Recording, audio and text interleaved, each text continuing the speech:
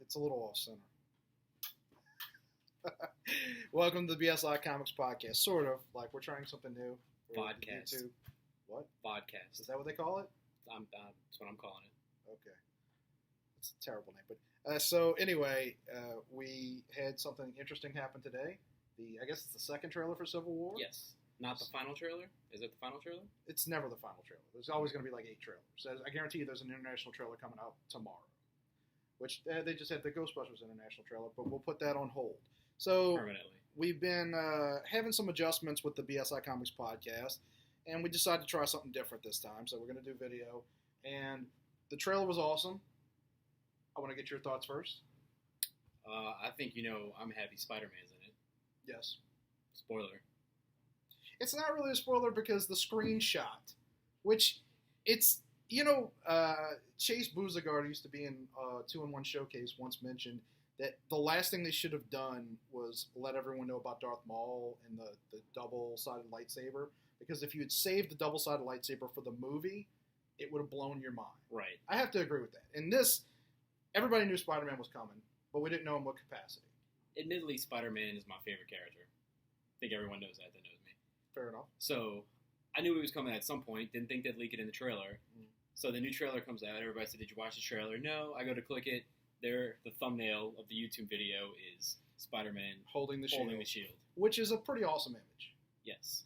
But, yeah, that should not have been the screen capture. That should have been the last thing you see. And don't get me wrong, the trailer still blew my mind, but really should have been the last thing you see. But that's a minor criticism. It's just timing. I was pretty lukewarm going into this movie.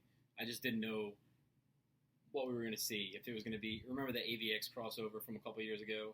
Oh, yeah. Where unfortunately, it seemed more like just people fighting each other, and there was no real story. Mm-hmm. Yeah, I was like, well, hopefully it doesn't turn out like this.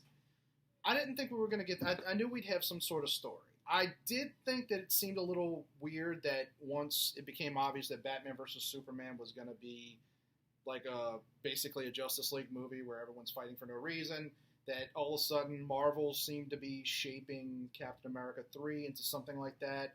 But the thing that I find interesting is, now I'll admit this, I've been wrong about a lot of things I've said about Civil War. I was pretty sure after, say, Age of Ultron, Winter Soldier, I guess those are the two, that even though it was named Captain America Civil War, I was pretty sure it was going to have nothing to do with Civil War. Like, at least thematically according to the story. And it seemed like Bucky was going to kind of be what caused this fight. Bucky's an international criminal. Right. It seemed like they sent Iron Man to go after them. But now it's looking like it is going to have a lot to do with the Civil War structure. I still don't believe we're going to get a Superhuman Registration Act. It doesn't make any sense considering the Marvel Cinematic Universe only has maybe a dozen or so active superhumans. I don't think they're giving us a Registration Act in the form of a paper that says Registration Act. Sorry, folks, my cell phone just went off. Very unprofessional. Sorry, go on. But what Tony's saying is you need to be in check, which is basically the Registration Act, just right. Not called the Registration Act. One thing that I found interesting, we just rewatched it, was so in the ocean somewhere, a giant circular building comes out of the water. I'm wondering if this is going to turn out to be the Raft, which is the superhuman, metahuman, whatever they call it, prison that exists somewhere outside of Manhattan, I think, in the regular Marvel universe. They obviously, in the original Civil War miniseries, they had Reed Richards built a portal to the negative zone, and they had, I think it was called number 42 or something right. like that, Prison 42. Obviously, they're not going to have the negative zone in this. Because Fantastic Four don't exist anymore. Quite possibly, in any version of the Marvel Universe. So, the Raft seems like a viable option, especially considering how many superhumans actually exist in this universe. I'm assuming that's what that is, and I'm guessing, so Thunderbolt Ross is in this, which is kind of surprising because we haven't seen him since The Incredible Hulk. Right. And it seems which like does he's... count. Yes, it does. I actually like that movie a lot. It's maybe not the best movie, but I think it's a pretty good Marvel movie. And so he's going to be kind of, I guess, leading some sort of task force going after the Team Cap. I guess they're calling it. I don't know if is it going to be the new Avengers and the regular Avengers now. Nobody knows. But so what were some of the interesting besides Spider-Man? What were some of the best points of the trailer for you? Black Panther. Very cool. We're still not getting any word. We haven't seen anything from Chadwick Boseman. We are seeing him fight a little bit. We're seeing a little more of his costume. They hit a lot of stuff that will resonate with the comic book readers. The Ant-Man riding the arrow. Mm-hmm. War Machine appears to be dead, which probably means he's not the one that's going to die. I don't. But because I think that scene probably takes place before the airport scene. Right. I'm still betting it's going to be Tony that dies because Robert Downey Jr. is kind of implied that he's kind of ready to go. It looked very much after Age of Ultron that was supposed to be his swan song, and then whatever happened, and they talked him back into coming back for Civil War. But I don't see him making it through to Infinity War. So the trailer gets me more excited for the movie than anything else that's come out. Mm-hmm. But the problem I'm seeing is kind of like you mentioned before. There's a lot going on. It's a super busy movie. So they should change the title to Iron Man 4, Captain America 3, Avengers 4. I'm going to go, everyone... Avengers 3. Almost everyone seems to think that Winter Soldier is the best Marvel movie. I really love Winter Soldier, but I've often said the problem with that movie is it's so disjointed. There's way too much going on, and the basic story is incredible. All the stuff that they took from Secret Warriors with, Hydra's been controlling S.H.I.E.L.D. and all that, great stuff. But the Winter Soldier stuff sort of grafted on.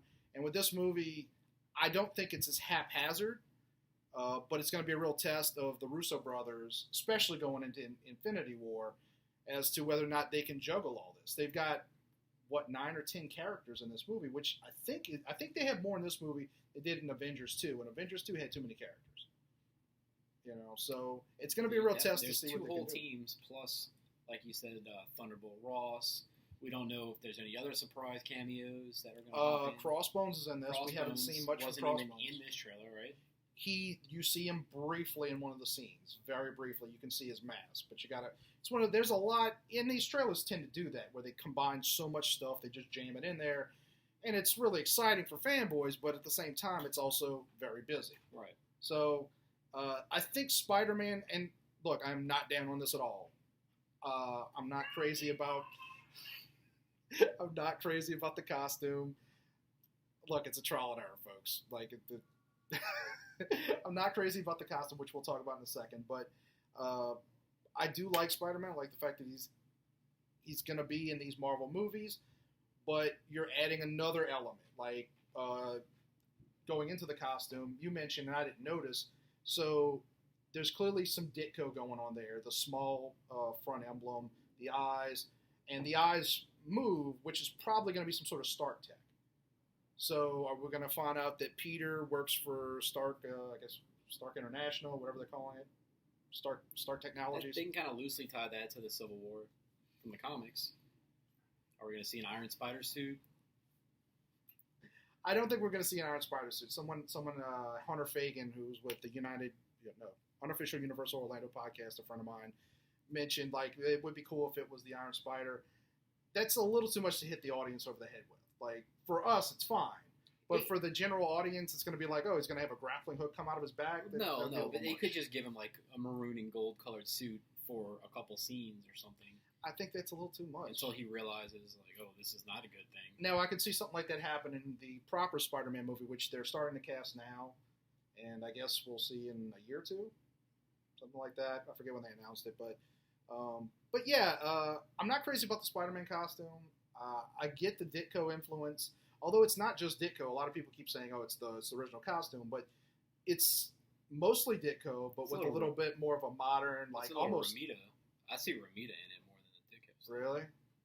Well, what trips me out is it's also got a little bit of a modern touch, and it's the modern touches that I think I dislike the most, which is the fragmented arms. Mm-hmm. Now, we're only seeing it from a certain perspective, but because we only have that one shot of him. And it might not even be a final shot. Right. But I will say this,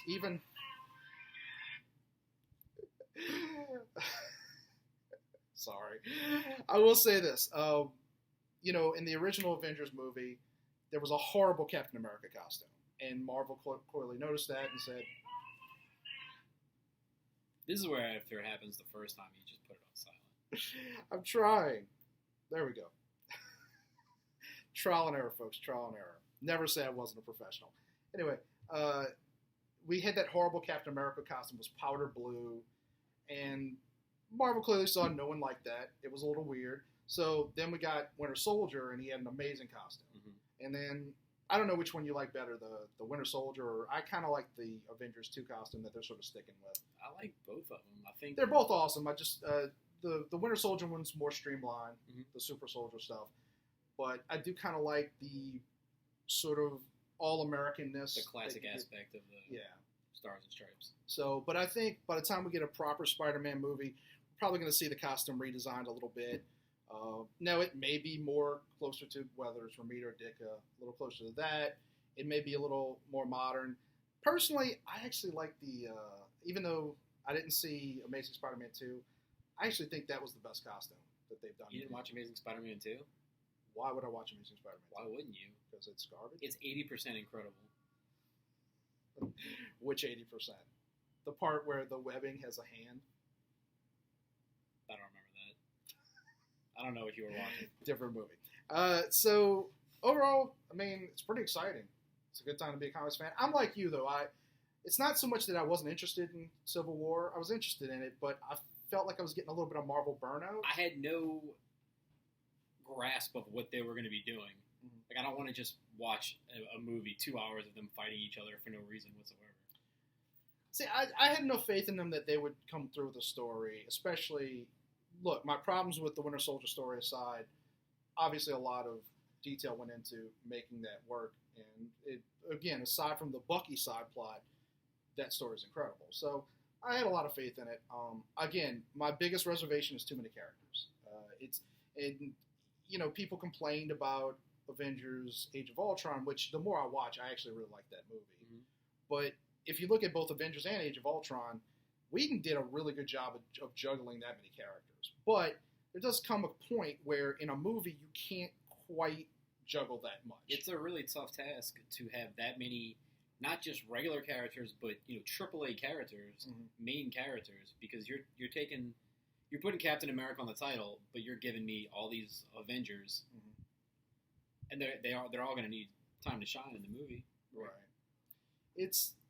I think we're so used to comic books where it's like, oh, you can have, like, people keep saying, oh, the Guardians of the Galaxy, they're going to be in Infinity War. God, I hope not. I love Guardians of the Galaxy. Too many characters. Don't throw in an additional 6 or 7, whoever ends up in Guardians 2. But, again, giving the Russo brothers a shot, they have the ability to knock this out of the park. In Infinity War, we'll see. Like, we don't know anything about it other than, obviously, Thanos is going to have the Infinity Gauntlet at some point. But overall, very excited. I guess really briefly, before we end this, they also had a trailer for Daredevil Season 2. Correct. Loving pretty much everything I'm seeing. Like, the Elektra costume is, I like the costumes in the Daredevil original movies, but this is looking really good. And we're going to see, like, I guess a little bit of a civil war there. The Punisher is pretty hardcore. So is John Bernthal. If you have a chance to go look up the interviews with John Bernthal. Listen to John Bernthal. Is it Bernthal or is it Berthal? Whatever. Berthal? Berthal. I don't know. Don't kill me. Really excited. Before we leave, though, let's just point this out because this is really cool. This is something we got in. Star Wars, the original trilogy, a graphic novel. How would you describe this art? It's kind of American chibi. It's definitely directed towards a younger audience. Can't really say that. More of an all ages kind of book. How is it presented? But the more I look through it, it's really cool for anyone that's a fan of Star Wars. It's just a little bit different look. It's way better than, no offense to the original creators, but the original. It looks like a Disney XD. Fair enough. So this is really cool. It's only $20, Star Wars, the original trilogy. If you're a BSI shopper, you can ask us about it. We have them for sale. If you're not, if you're from somewhere else, go ask your local comic shop and support local comics and local comic stores. Anything else you want to talk about? Any books that came out this week? Any books that came out this week? Or just in general? We got all that Avengers Standoff. We've got Mighty Morphin Power Rangers just came out. Oh, Disney fans, Haunted Mansion. You know, I know people... Figment took off. People weren't quite as excited about Big Thunder Mountain Railroad or Big Thunder Mountain, whatever they were calling it. But Haunted Mansion, classic Disney attraction. Haunted Mansion doing very well. Everybody really seems to be enjoying it. So, anything else on the stands we should mention? I don't think so. Plenty of other good stuff. So go check it out. Please leave a comment. Let us know. Obviously, most of this was my fault with the screw-ups. I really don't have any excuses. But just let us know what you think. Like, is this a better format than podcasting? You know, it's a little more energetic. We can touch each other. I can't play video games while we're recording. Yes, I noticed that. Yes. So thank you, BSI Comics Podcast, vodcast, whatever you want to call it. Read more comics. Okay. Obviously, I'm going to have to edit this.